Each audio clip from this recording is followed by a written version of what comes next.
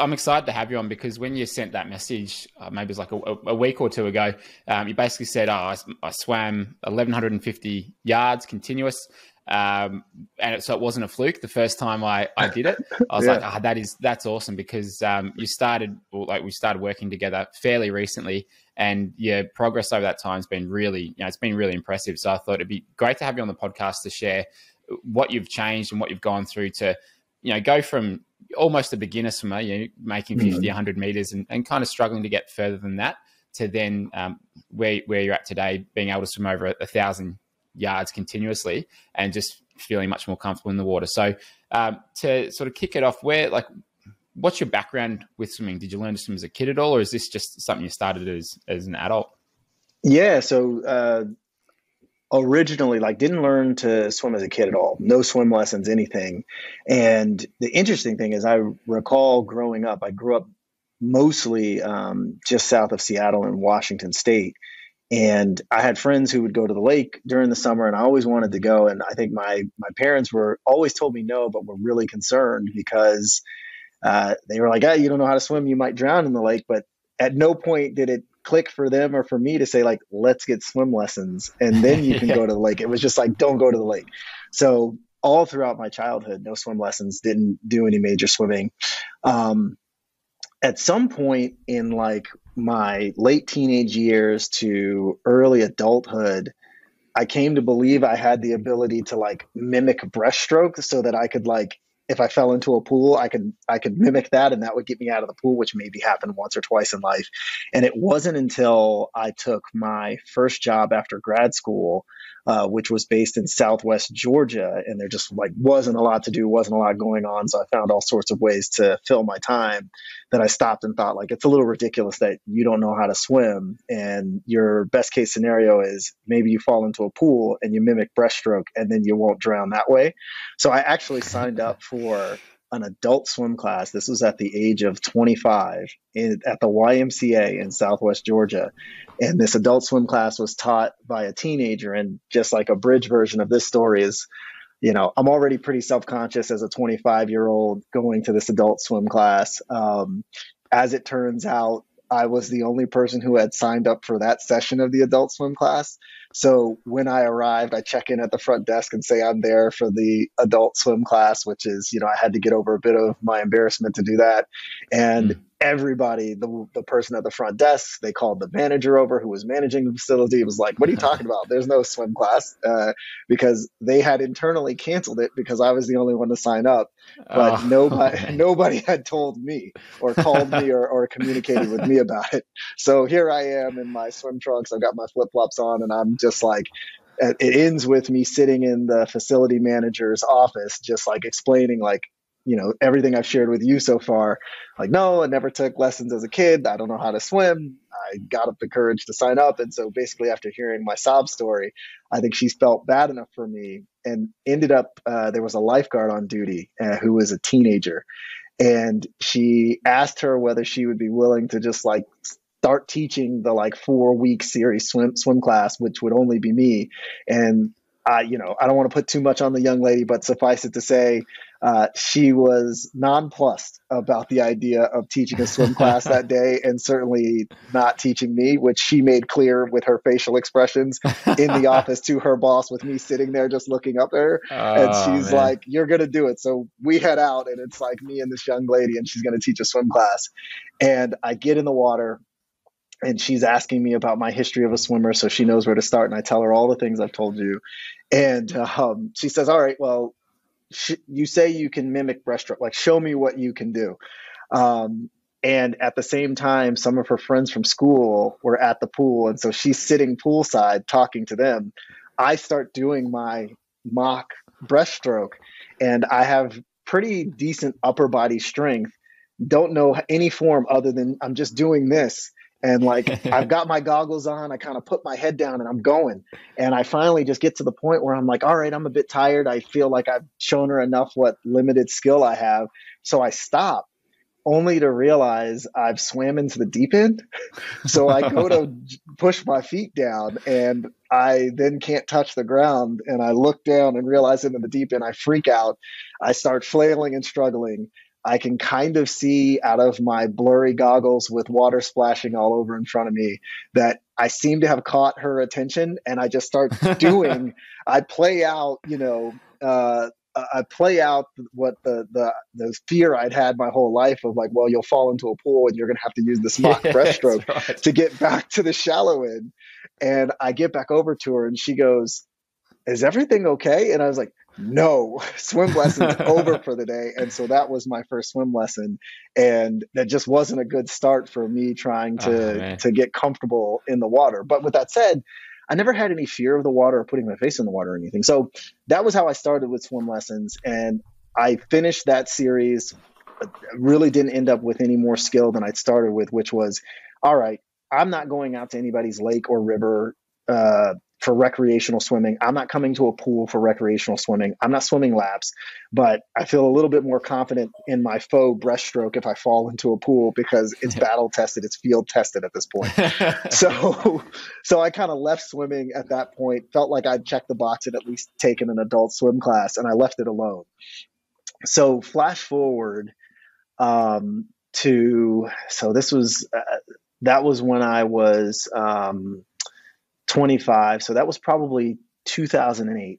So flash forward to about a decade. I've had a few jobs in my career. I've moved around a good bit, and I'm living in New Orleans, and I get the bright idea. I have this buddy, Trey Monahan, and he and I take turns putting the battery in each other's back to do kind of these crazy things. So we signed up for and ran ultra marathons together. We signed up for and trained to do the Murph, which is this kind of really physically involved, what's become a CrossFit workout, but was started by this Navy SEAL that was killed in action in a workout he used to do on military bases. And it basically involves doing all these pull-ups, push-ups, and squats with a 20-pound vest. And I'm not a very big dude at all, and not super strong. So the idea of being able to pull that off with the vest on seemed impossible. And so Trey and I signed up and did that together. And it all, the common thread is, I personally, and I think Trey shares this vision and thought, like to sign up for things that seem physically impossible when we sign up for them. And so we kind of centered around this idea of doing a half Ironman. Mind you, Britton, I have never done a triathlon in my life. At the time in 2018, when we decided on this, I did not own a road bike or any bicycle. And my swimming skill at that time, I had left off a decade earlier with my 4-week swim class with the YMCA high school teacher. So as far as I'm concerned, I am a runner, and I was a runner, and we'd done ultra marathon at that point. So the running piece of it, fine. Cycling, I can get there, but wanted to sign up for this because the idea of being able to swim 1.2 miles still to this day seems impossible. It seems more probable now after working with you, but in 2018, I was like, I'll never be able to do this. So let's sign up for it and try it and push ourselves. So 2018, we're going to do a half Ironman, and really where I need to put my focus is swimming. So my buddy Trey, he can swim, has been a good swimmer his whole life, grew up and his family had lake properties, and so they'd spend summers on the lake. So he would have been one of those friends who was going to the lake that I would have just not been able to join. So I got to get swimming right. And so my next foray into swim training was, I thought, man, I got to start with some basics. I talked to a few folks who are triathletes and triathlon coaches who had done half Ironmans in New Orleans and gotten pools, and they were like, man, your swimming is really bad. You got to get some basics down. So I found a local swim class by this guy who, I don't know if this is his real name or just a moniker he goes by because it makes sense in his profession, but his name is Mr. Fish. And so he was teaching children's and adult beginner swim classes. So I signed up for the 10-week series with Mr. Fish, or it was 10 lessons. It might've been 2 lessons a week with Mr. Fish. And the first day I go, we get in the pool, and it's me and maybe 4 or 5 other adults. And, the first thing, Mr. Fish has everybody do is like, let's spend 20 minutes getting comfortable with the water. And so we're putting our face in the water and blowing bubbles. And it just was like, that was not my mode. And to be clear, I'm not denigrating anybody who starts at that point, because there are people who you got to start where you got to start. But I'm highlighting that because I think in some of what we'll talk about, one of the things that kept me from progressing initially was I had this concept, and I would hear over and over, that you have to get comfortable in the water to be able to swim well, because relaxation makes it easier for you to glide, float, and those things. And I struggled making that click, because I'm not afraid of the water. Like, even though I swim like trash, like, I'll get in the water, I'll put my face in the water, I'll try to float in the water, and as long as it's not in the deep end and there's no real risk of drowning, like, I don't have that in like entry level of fear of the water.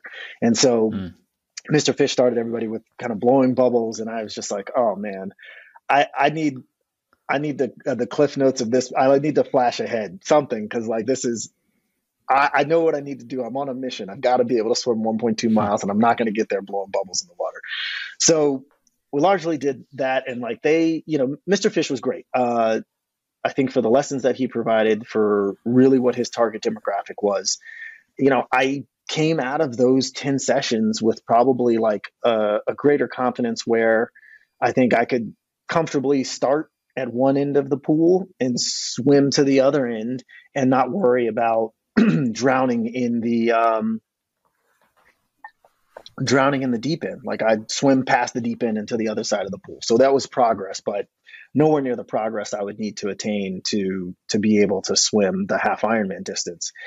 And so I started talking to more half Ironman coaches, a few folks who were kind enough to give me pointers on swimming, but really I kept running into the same problem of folks would say, like, look, I can train you in your overall triathlon training, your overall half Ironman training, and I can even give you swim sets as part of that overall training.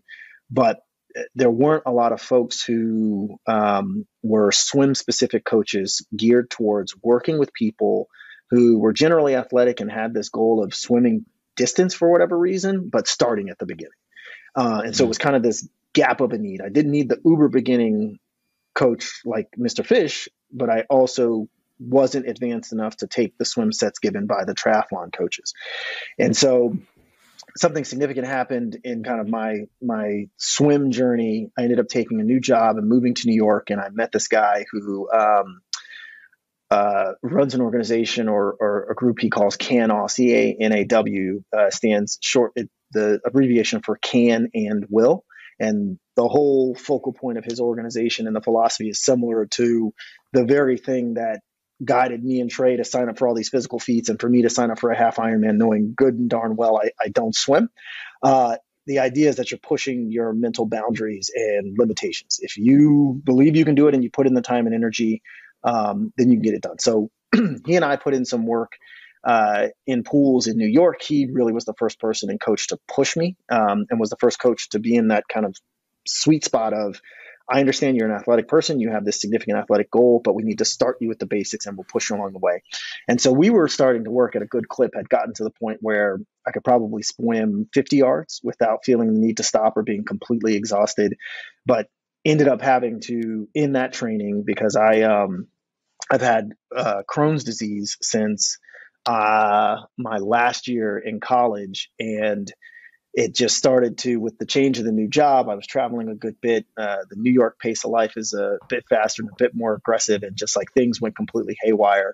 And so ended up getting really sick on that front, had a rough end of 2019 that was a rough 2020 generally altogether, aside from the issues with the pandemic, but also ended with me having 3 major surgeries at the end of 2020. So it just put a halt to any of my physical activity, being sick from Crohn's for most of that year, and then trying to recuperate from surgeries. And so got through those 3 surgeries in August, October, and December of 2020.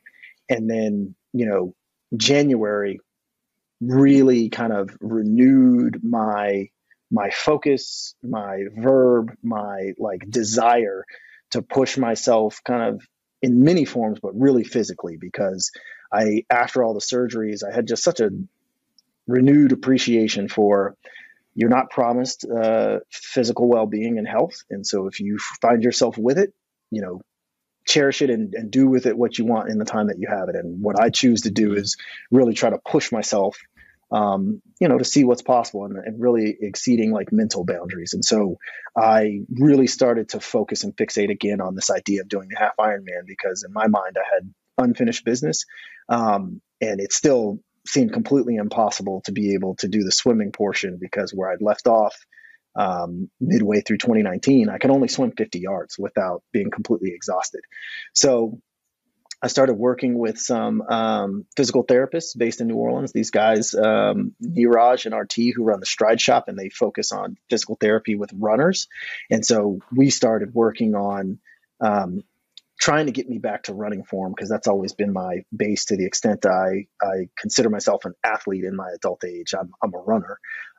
But really what they helped me do was, when I walked in to see them for the first session in January of 2021, post the 3 surgeries, like I was struggling to stand up straight because I'd just kind of been hunched over and kind of really feeble and not able to walk more than a few blocks at a time without getting exhausted. So what they helped me do, with the ultimate goal of getting me back to running, was just really start to rebuild my body. And so we went through that process, and maybe about 5 or 6 months into that, where I finally was comfortably jogging and running and standing up straight and able to work out with the good folks at Cypress Fitness and lifting weights and felt strong in my body. I started to, probably I want to say it was May or June, I just started often to hear like the voice in the back of my head saying, "But swimming, you're hitting these strength sessions." And my trainer is Brian with Cypress Fitness, and like I was doing stronger than I had been and like feeling good. And every time he'd like put significant weight on or hand me significant weight, whatever the exercise was, I'd do it, and I swear I would hear this voice, "But swimming." And the same thing with the Stride Shop guys. Like I started running and like got from walking to jogging, and I'm running again. And I'd finished running 5 miles for the first time and feel good. And just I would hear "but swimming." And so I started to go down that rabbit hole again. And so started the same process where I'd left off a few years before. I reached out to triathlon coaches that live in and around the New Orleans area. And it was kind of the same process. Folks were incredibly generous with their time, met with me at pools, watched some video that my girlfriend was kind enough to shoot of me in pools. And it was back to that same spot of like, look, man, here's the exercise you need to start. You need to be able to do the swim work. These are the swim workouts you need to be able to do to start down the path of training for a half Ironman. And people gave me advice about, what I needed to do to get stronger in swimming. But these folks are triathlon coaches, not really just swim specific coaches for athletes. And so they're like, I don't have a lot of time to just meet you and watch you and help you focus on swim. And so I started getting in the pool more, because one thing I heard consistently from folks is you have to swim. You got to get in the pool. So I started forcing myself to go 3 times a week at minimum, no matter how much time I spent in the pool, no matter how much I at many yards I swam, just go to the pool, get in the pool. And I even signed up for, after a recommendation from a friend, I signed up for a quarter of Tower 26. And those guys are top notch. I've heard, I think you've either been on Coach Jerry's podcast or vice versa, or maybe both. So I think that they are really good coaches and have like a great program. But where it wasn't the right fit for me was, again, that same problem of I joined in during the race ready phase, and I would look at some of the swim workouts and I was like, race ready, man, I can only swim 50 yards without stopping. And to give some context, because I know one of the big reasons you wanted to chat with me was there are probably a lot of folks who listen to your podcasts, who consume your content and social media, that are similarly situated in terms of starting off and trying to build significant swimming ability. When I say I could swim 50 yards and then would be gassed or tired, and I timed this because I kept having the conversation with people and they wouldn't understand what I meant when I said I'm gassed. I would swim 50 yards and I would need at least 3 minutes and 45 seconds before I could swim another stroke. And I wasn't like swimming 50 yards, taking 3 minutes and 45 seconds of a break and then swimming another 50 yards. That was if I wanted to swim another 25. Like, that's how gassed I was. So, I had access to all of to the Tower 26 workouts kind of that came out week by week. And I would look and I'd be like, I'm not doing 4 sets of 100 anything. I can't do 100. And one of the big things that jumped out to me that made me think like, I've got so much work to do and this might not be the right resource for me at this time was like, they would have you put in your best 100-yard time. And I was like, 0, I can't do it. I physically can't do it. So I got nothing. And so I think at the same time as I was starting to realize like this might be a more advanced resource than will work for me at this time, I signed up for the Effortless Swim annual subscription, which, well, I don't need to explain to you your product, but like it gets you access to a lot of the workouts and lessons and videos that you have available. And I was like, okay, I'm going to just start consuming content. I'm going to watch YouTube videos. I watched a lot of Effortless Swim YouTube videos. I watched some Tower 26 YouTube videos. There are a few other resources where I just like, I'm a visual feedback learner. So when I'm trying to do something, I want to watch people who do it well do it. I want to then try it. And I'm usually best if I can videotape myself doing it and I can watch it and I can see the difference between the way the person who does it really well does it and how I do it and what's off. And then I can do that as a loop and try to get better and better. So I just started watching as much video as I can. And I started getting in the pool and I would go and I would work out and just like, I was getting more fit.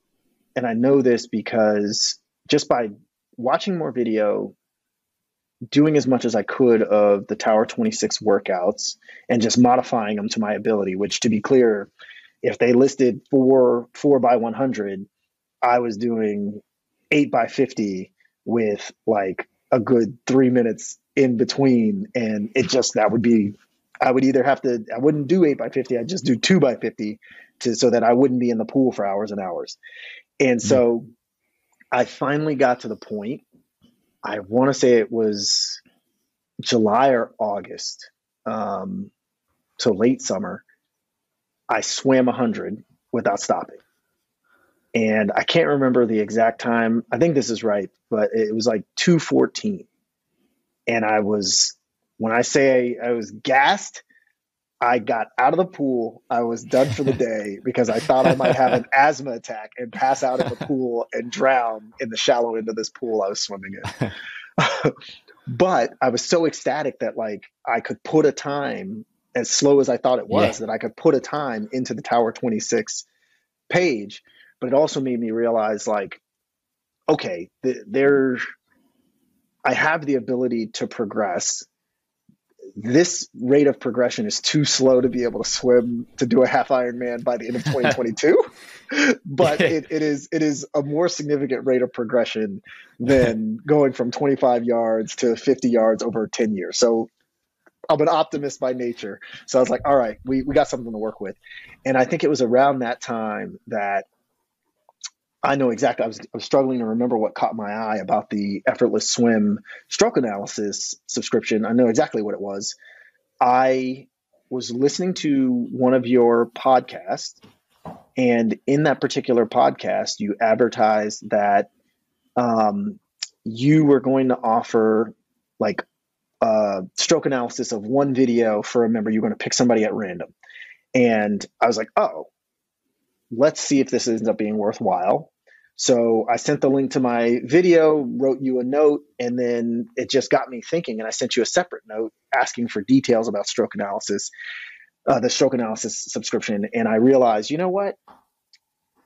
If I want to fully commit to this, you seem like from all of your content that I'd consumed, you really understand swimming. You have a good brain for it. And I was like, look, I'll pay for the stroke analysis. We'll try it for a bit, and either we'll see some more significant progress than going from 50 yards to 100 yards in 2 months, or we won't. And I can at least say I tried it. And I will say that I'll confess that I, like a lot of people these days, before making that decision to join the stroke analysis membership, really fell victim to this idea that there's a hack for everything. I think that in a lot of ways, when I was watching YouTube videos of swimming or listening to podcasts about swimming, or getting advice from local triathlon coaches or people I had the benefit of talking to, I kept thinking like, oh, there's one type of workout. If I just do that type of workout 3 times a week, then you multiply that by however many sessions, and in 2 months I'll be swimming. And it just ain't that. It ain't that. You got to put in the work. You got to go through the struggle to it, is there? No, not at all. Not at all. And so I signed up for the stroke analysis, and it has been phenomenal. Not to overly plug you on your own podcast, but I give credit for my progression from somebody who at best could do 100 yards without stopping to now I'm going to have to swim this week. I'm going to comfortably be able to go out and do 1,200 yards without stopping, to having the stroke analysis subscription, because one, I think you have amazingly high swim IQ in terms of coaching, having been a swimmer yourself. I think your level of patience was phenomenal and helpful. And then for me in particular, that audio feed or visual feedback loop that I described earlier, which is the best way I learn, it's great because then I'm getting the benefit of not only I can watch all the swim video of people who swim really well that I want on YouTube and through the Effortless Swim general subscription that the videos you have available, but also then I get the benefit of watching my swimming and then having your feedback and analysis of my swimming. So then it highlights and pinpoints exactly what I'm doing wrong and what I need to focus on. And we just keep sending videos and we see what gets better. We see what got better and maybe what got worse. And so that's been, I think, the difference maker, along with a few other things. But I realize I've also kind of I ran you soup to nuts, but want to make sure I have a few more things to share that I think were helpful in terms of what were the difference makers for me, getting me to the point where I could swim more than 1,000 yards without stopping. But I want to make sure I'm talking about the things that you think will be helpful for your listeners too. Yeah, well, I appreciate the sort of history of your swimming there, because it's particularly that first lesson you got as a 25-year-old. I didn't know about that, and to come back and be willing to swim again when you've had that experience, good on you, because it takes a lot of courage to I think for adults to go to the pool and accept I'm brand new at this, I don't know anything, and to just being in your bathers sometimes, your swimsuit, that alone could be enough of a deterrent for people to want to start swimming. So, I can tell you, I had all of it, my friend. And I went through this. I was going to public pools in New Orleans, and I'd had friends who were swimmers in high school say, and a couple going down the rabbit hole of researching triathlon swimming technique. Everybody was, get some jammers. You got to have jammers because that's going to reduce drag. That's what's going to make, look like a real swimmer. And I took a pair of jammers to the public pool in New Orleans, and there was a kid swim class happening. And I will tell you, it was like one of those record stop moments when I came out of the locker room with my jammers on. All of the moms watched me get into the pool, and I was just like, this is horrible. And then on the flip side, I had a stint of being a member of a master swim group that I would get up and try to swim at 5 a.m, and it just was past my skill set at the time. But having had the bad experience at the public pool with the jammers, I then just wore regular swim trunks, and then all these folks are in jammers and Speedos, and they're looking at me like the schmuck who doesn't know what he's doing. So exactly to your point of just having comfort in your own skin and going to a place where you're not used to being in and around pools, so everything is mystifying, and you always feel you're worried and more self-conscious about taking the wrong step or being viewed as a person who's an outsider in the space. So I've had that too. Yeah, absolutely. And at the end of the day, yes, it might be uncomfortable at the start, but I think at the end of the day, people are only really concerned about themselves. It might be a brief moment where they look over and go, okay, there's a guy, he's wearing jammers. People don't wear jammers at this pool that often, so that's interesting. But at the end of the day, they're not going home and thinking about you. So that's what I try and keep in the back of my mind if I ever feel like I'm standing out in the wrong way. But I want to go back to when you first joined the membership, you sent a video through for our monthly members call, which we've got one coming up today. And so I analyzed your video there. And from memory, one of the main things that we looked at there was you were kicking really, really hard. Like I could see, and I was like, man, if I was kicking that hard, I wouldn't be making 50 meters either. Yep. And actually, I filmed a beginner freestyle course. So after worked with you, and there's a couple of other swimmers in a sort of similar situation I've worked with recently in the stroke analysis membership, I finally filmed this beginner freestyle course for people who are struggling to swim 50 or 100 meters. Mm-hmm. And one of the things I had to do for that video, or that course that we'll be releasing soon, was I had to do some of the incorrect things that we see people do, such as kicking really hard and over kicking. And when I was doing that, I was exhausted after 20 meters of it. So it's like, okay, it's a good indication of like what people are going through if I try and replicate that. So from that initial video, it was the kick, and there was something else, but I can't remember. Was it the breathing? It was, I want to say kick and breathing. I'm trying to remember, because I know another big thing early on, but I don't know if it was in that first video, was I was plunging my upper body too deep in the water. But I think that came, right. I can't remember. I don't think that was in the first video. I definitely remember the kicking from the first video though. Mm. Yeah. So when you got that first lot of feedback, you went back and tried to change it. What happened there, and what sort of did you experience? Yeah. And that, you know what, now that you pose that question, the plunging my body too deeply, that's what happened after I tried to fix it. Right. So the kicking, right. Like as I'm, two things relate to that. As I mentioned, like, I'm not a very big person. I have like a slender, have always generally skewed skinny, but like when I'm working out and running, more athletic build. And so like decently muscular, which just feels like I sink.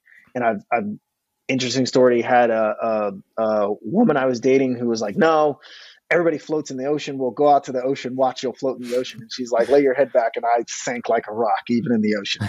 So I think I'm one of those like negatively buoyant folks. And so I was kicking so aggressively because that was the only way I could get what felt like any float. Because if I felt like if I slowed down any at all, my back end would just drag and sink, and then the rest of me would eventually sink, especially after 25 yards, or the tail end of 25 yards. And so when you gave me that feedback, I really tried to be thoughtful about slowing it down, but then it would then immediately cause my legs to sink. So then what I started doing to compensate was I started plunging my hands deep down into the water as I went like through each stroke. And so that kept my back end up, but my front end was kind of like doing this in the water. So it created a new problem. Submarine. Yeah, exactly. And then, so I still was only able to do 25, 50 yards, because when I would plunge down, legs would stay up. But when I had to breathe, I had to come up all of this. So I was like swimming like this, you know, a dolphin, but for the wrong reasons. Yeah. I was going to say like a dolphin without doing that highly technical, great looking dolphin kick that like professional swimmers do. Yeah, it's and over the and then after that, like not too long after that, you joined the stroke analysis, so we started working together there, and it's like I'd describe it as being a slow and steady progress, and some things you'll change, and then they might regress a little bit, but we get back on top of them, and it's just this continual, climbing up the mountain. I think climbing up the mountain with a yo-yo, where it's like, yes, improving. Okay, going back a bit, and but overall that trajectory's gone upwards, and to the point where obviously you swam that continuous distance twice, because it wasn't a fluke. And you mentioned that it was a lot sooner than what you had expected to be able to do that as well. Oh yeah, absolutely. To be clear, the 1,000 yards, there was no time frame or timetable to hit that, because that was still in the impossible realm.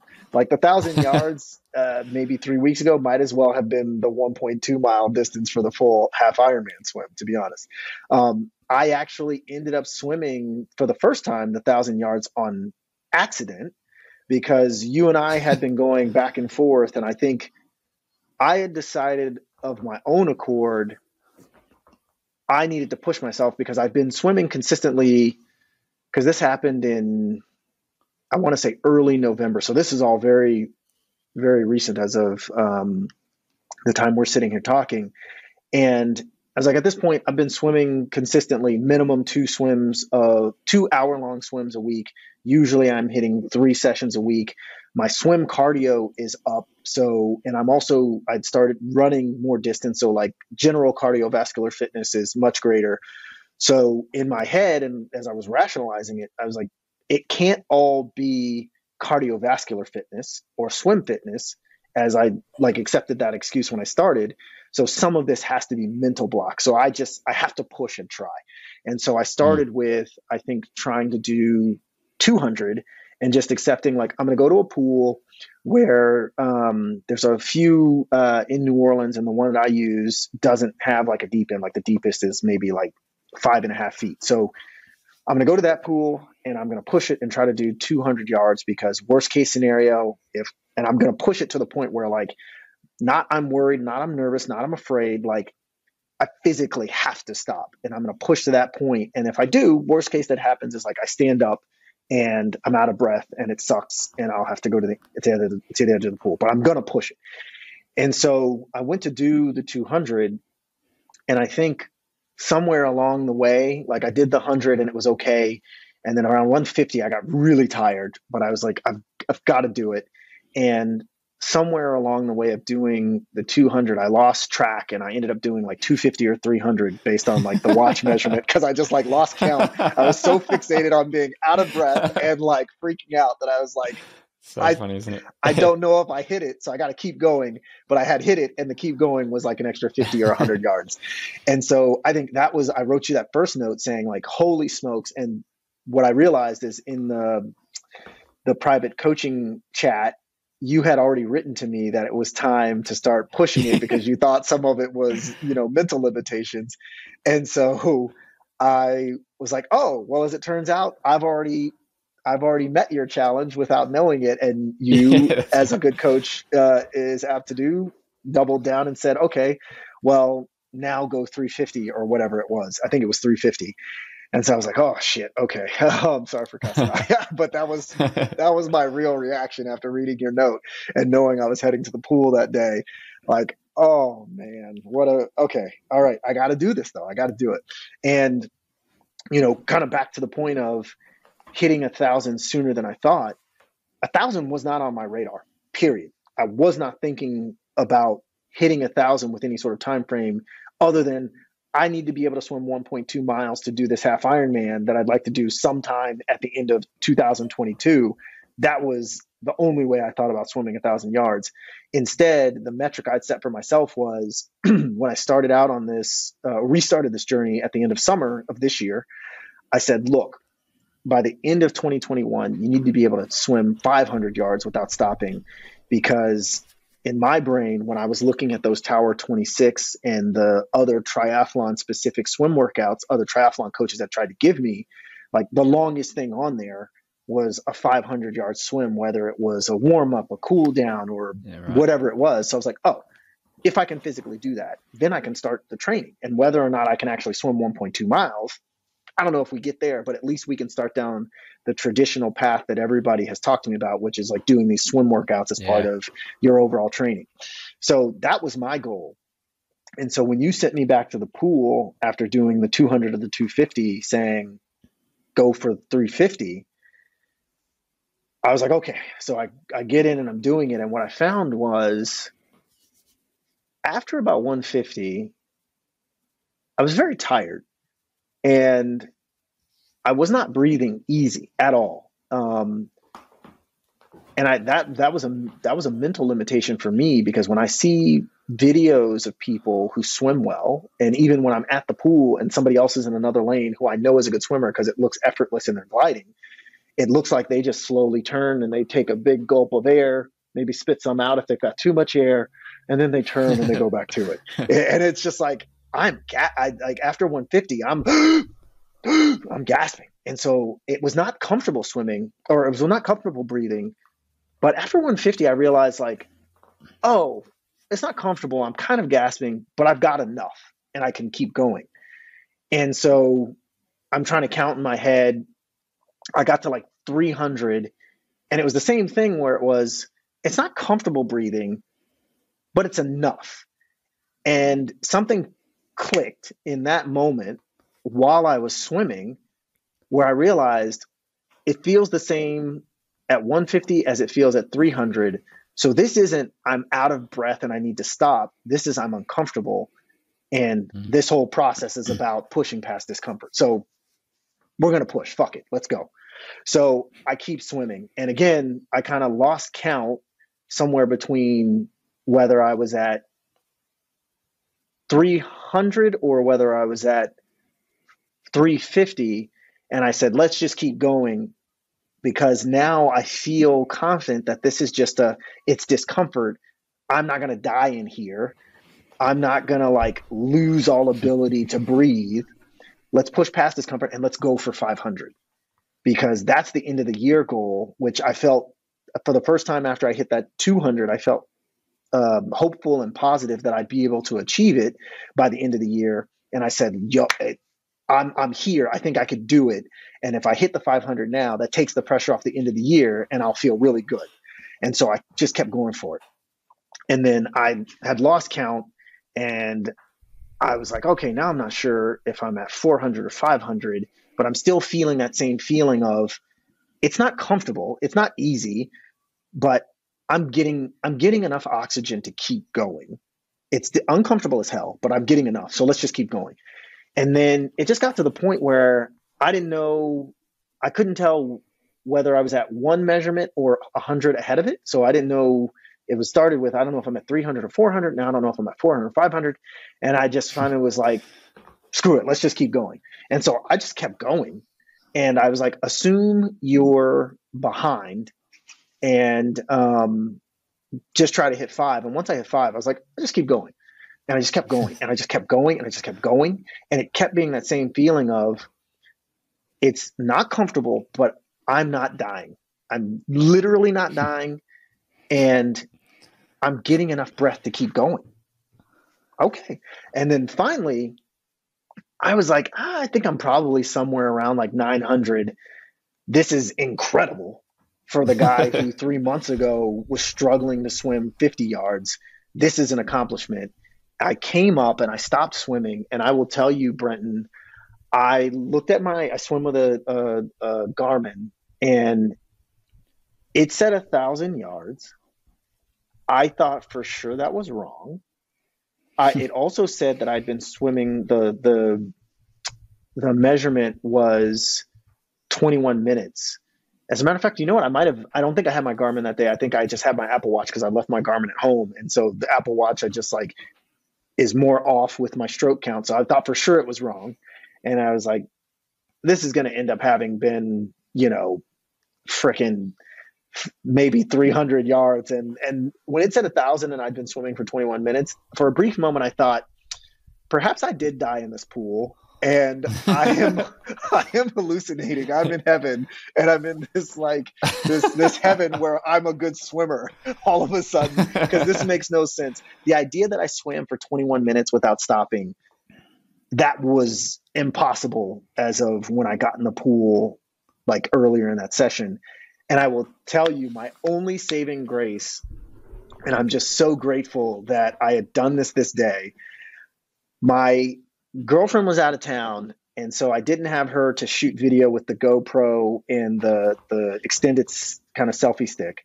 So I suction cupped the GoPro to the side of the pool to be able to kind of send you some video of me doing what was supposed to be like the 300 or 350 assignment. And I was like, I'll be able to count on the GoPro video. And I'd done it. And I think I even took 2 days to send you the note saying that I did the 1,000, because I wouldn't send it until I had time to download the video and watch back and forth multiple times. And so it just ended up being this thing where it wasn't anything I intended to do. I didn't have a goal for when to hit 1,000. I had a goal for when to hit 500, which was like aspirationally end of this year. So yeah, I know that was a long answer to you asked me when was the time frame for 1,000. I would say February 32nd. I didn't have it in mind at all. It's so like I have a feeling in the next like 6 to 12 months you look back at where you were when you started and be like, Wow. Okay. That's interesting. I can't believe I was like struggling to make, 50 meters and I had to take that rest. And look, it might be the case now, but it's like, it's such a huge Oh, transformation. yeah. And what sort of comes to mind for me is with that breathing, I wonder if it's just because obviously with the water, when you're in the water, you get your breath and your face is in the water and you've got no option except to get that next breath when your face is out. So unlike being out, you can breathe whenever you like. And it's that uncomfortable feeling of you have to sort of control your breath that way. Do you feel as though like that's the thing that was like, this is a bit uncomfortable, but I can do it.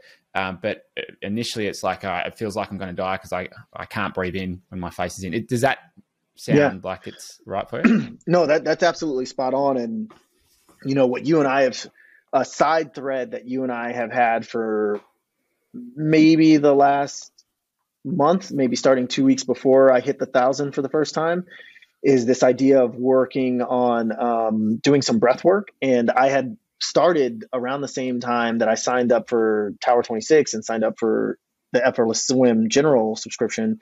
I'd started some pranayama training, and I think the way you just described it is exactly it. And what I realized, the pranayama training has been grateful for helping to expand my lungs and like thinking about the idea of breath and breath control and being thoughtful about the breath. And you sent me some helpful notes on what you do, like even the little practice you have as you're heading to the pool.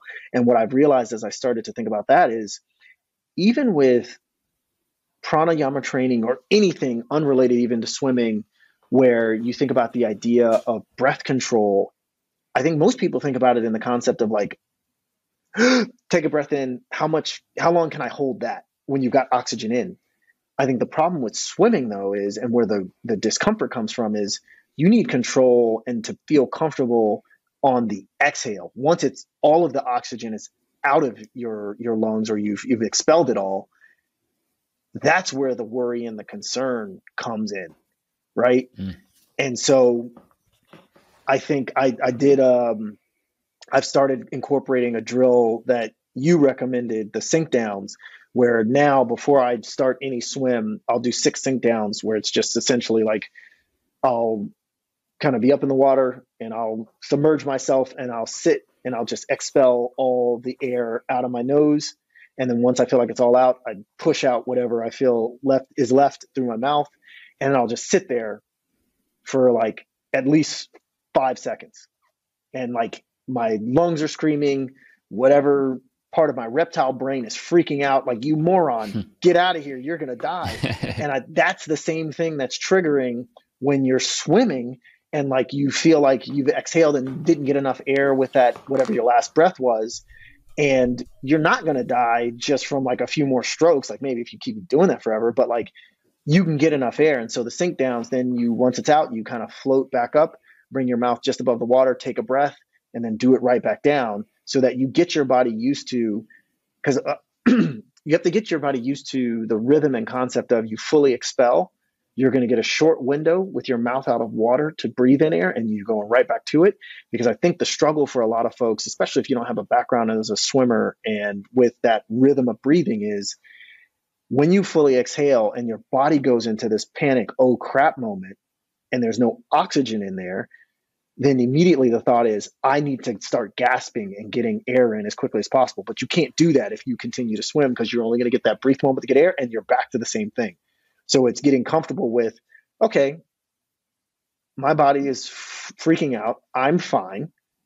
Get the little bit of air and then go right back to it. And that's been exactly the way you described it. And the only thing I would add is that bit of the freak out comes from holding your breath when there is not any lungs or isn't any air in your lungs.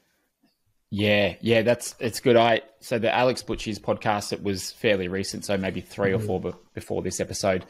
He talks about breath control, and that was really good, as well as one I've done with Darren Stojanovic from Dynamic Breathwork. They're really good episodes to listen to for anyone who's listening to this podcast. And yeah, I think like the breathing, we don't consider it very often because we just do it. But when we do think about it and practice a couple of basic exercises, I think it allows us to be able to control our head a bit more and to and a number of other things as well. Like for me, the one that I mentioned to you was on my way to the pool in the mornings, I'll normally do some box breathing. So it's 5 in, hold at the top for 5, exhale for 5, and then hold it at the bottom for 5. And I'll just do that 10, 15 minutes on my way to the pool as I'm driving in. And when I do that, I find that in the main set, if it's a difficult one, like we're working pretty hard. So on Mondays, we've been doing like a 800 4x1, and then 600, and then 4x1, and a 400 4x1. And it's like just getting faster and faster. I find within that set, I feel like I'm under control. I'm keeping really calm and collected, even though the pace is right up there. And I feel as though it's because of that breath work at the start, where it just sort of puts you in that parasympathetic, I butcher this every time, but it's that phase or that stage where you're not panicked, you're relaxed, and your parasympathetic nervous system is the one that's sort of taken over there. And that's like fight or flight, we're not in that stage. And so I find that sets me up really well. And the other one that's quite beneficial too is holding your breath, holding it at that full exhale. So there's Oxygen Advantage is quite a well-known breathwork company. And one of the things that I saw them post recently, and I posted it for a while, is that when you have nothing in your lungs, it doesn't take long for your mind to go, oh crap, like, all right, start to panic, because you need to breathe. And all that is just your mind, panic is your mind panicking. And if we can just train ourselves to go, it's actually okay. You've got a long time. You've probably got a full minute before you really have to start to breathe. Then we can just start to get our mind under control. And so obviously we don't want to get to that point when we're swimming freestyle where we're like, oh shit, you got to breathe every time. We want it just to feel normal. But I think it's a good way to practice it. So what I'll often do is, like, if I'm walking somewhere, I'll sometimes just like take a few breaths in and out, and then I'll exhale everything. I might walk 15, 20 steps. And by that time, like, oh crap, got to breathe. And then I'll just keep training that. And it's just training my mind to be able to keep cool. And I know it's similar stuff to what some of the big wave surfers do, is it's just training your head to stay calm. I think that last bit is a phenomenal suggestion, Britton. After you and I have started talking, I started doing the same thing, just like walking around or like sitting still and holding after the exhale. And I don't go more than like 3 or 4 seconds, and like my brain is going crazy. And I was like, oh yeah, this is me sitting out here with as much oxygen as I want. And of course this is causing a freak out when I'm in the water. And this kind of connects to the point I was making in the beginning, where I was highlighting that Mr. Fish would start with folks and say, let's make sure you're comfortable with the water. And I scoffed at that, thinking like, I'm comfortable with the water. I don't have that problem, but I haven't been comfortable with the water, because it exasperates this freak out and that fight or flight deal where it's like, I'm not okay. I'm not okay. But the more I've done work to say like, no, you're okay. And even the sink downs are getting easier to tolerate, where like I'll sit down there and like take 5 seconds. Whereas before it was a struggle to, like, as soon as all the air was out, I would be on my way up. I wouldn't even be able to sit still for a full second. I'd have to, because I would worry that something would go wrong as I was floating to the top for the breath. So I would cheat it. And so now I'll sit at the bottom, and then I'll start to float up. And it's exactly as you were saying, conditioning your mind to be like, okay, when you're short on breath in this way, you're okay, especially for a beginner swimmer who has issues with breath control, issues with breathing. It's going to help you be able to swim further. And like the swim conditioning and the cardiovascular fitness will come with more time in the pool. Yeah, that's right. And the other thing one thing I want to mention there is that for someone listening to this, they might be newer to swimming and they're similar to yourself a couple months ago. Don't feel like when you're swimming, you don't feel like you have to exhale everything completely out of your lungs, where you're like, you're getting every last little bit out before you take your breath in. Like, you'll exhale 95% of it. You don't feel like you have to go that extra 10%, because sometimes that can lead people to being to just over exhaling, and then they sort of struggle to get that breath.